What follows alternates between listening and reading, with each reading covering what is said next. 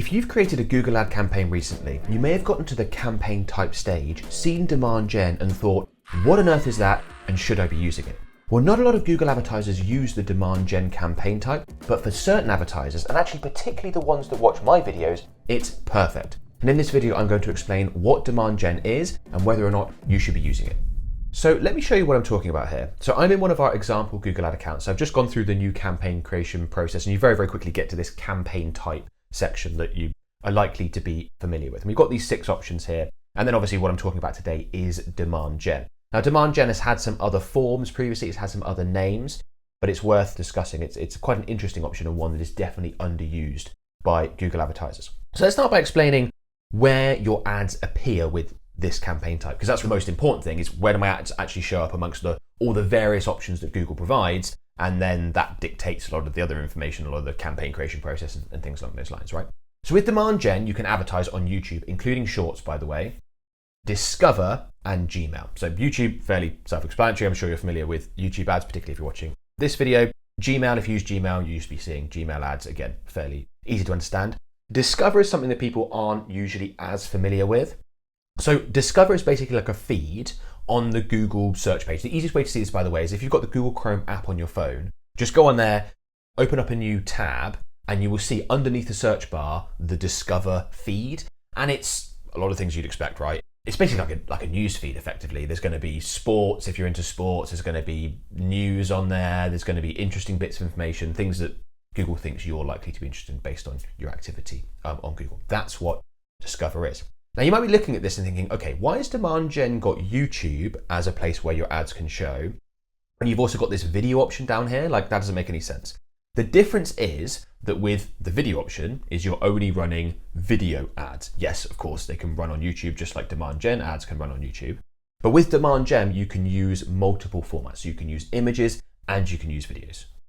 Okay, so I'm going to explain when you would want to use demand gen in a second. Before I do that, I just want to quickly let you know about our done-for-you Google Ads services. So my agency can create, manage, and optimize your Google Ad campaigns for you. We can take all the workload off your hands, almost certainly get you significantly better results than if you handle it yourself. And if you don't want to have to worry about all these various campaign types and things like that, we can do all that for you. If you're interested, you can book a free call with one of my team members. There is a link in the video description below. Click on that, go through to our website, book in a call directly. And yeah, you can just find out more information about what it is that we do and how we might be able to help you and your business. Hopefully we get a chance to work together. So why did Google create demand gen and who is it for? It seems like there's overlap with other campaign types, and there absolutely is. But demand gen is really designed for advertisers that have ads that are successful, that are performing on other platforms, so they can really easily bring those over and advertise on Google, particularly social advertisers. So let's say, for example, you're running an Instagram ad campaign. It's performing really well. It's a mixture of videos and images and things like that. And you're thinking, okay, these are doing well. Why don't we advertise elsewhere using some of the same ad creators and things like that? Let's jump over to Google. We'll keep running our Instagram campaigns. We'll add in Google campaigns. We want an option that is similar to what we're doing elsewhere as possible.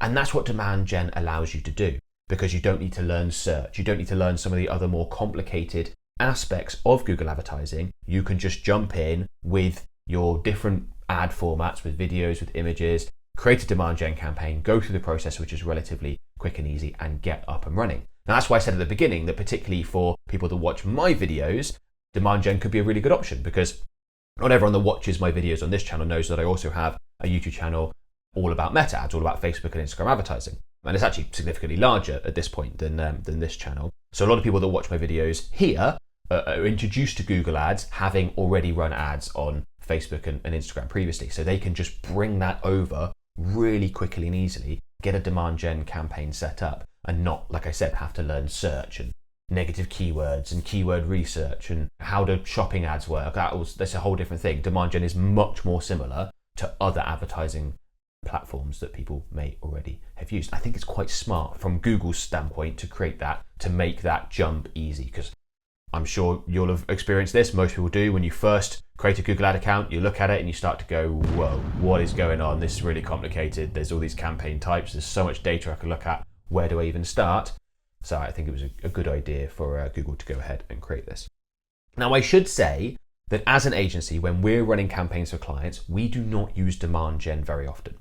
And that's not because I don't think it's good, I just think there's a better alternative if you're going to want to take advantage of a lot of those placement options, and that's Performance Max. So Performance Max includes the options that Demand Gen includes, but also has search and shopping and display and a ton of Google's ad inventory. The places where you can advertise on Google are in search and shopping and display, and obviously with search and shopping there's a lot of intent there as well, which can be really beneficial in terms of driving leads, driving sales, and driving outcomes that really matters to your business. Performance Max is more complicated to create because you're basically creating a campaign type that incorporates all the places you can advertise on Google, all the other campaign types. So when you're putting ads together, you've got to be mindful that these are going to show on display, and they're going to show on YouTube, and they're going to show in search as well. And that's a little bit more complicated to do.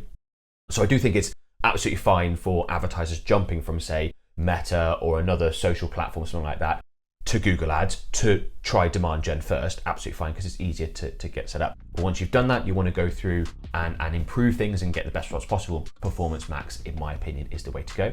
And you can check out this video here where I show you exactly how to create a Performance Max campaign. I walk you through the entire video. You just got to go through step by step, and it really makes the process a lot simpler to just follow along with this, because Performance Max can be a little bit complicated, particularly if you're not that familiar with Performance Max. So go ahead and check it out.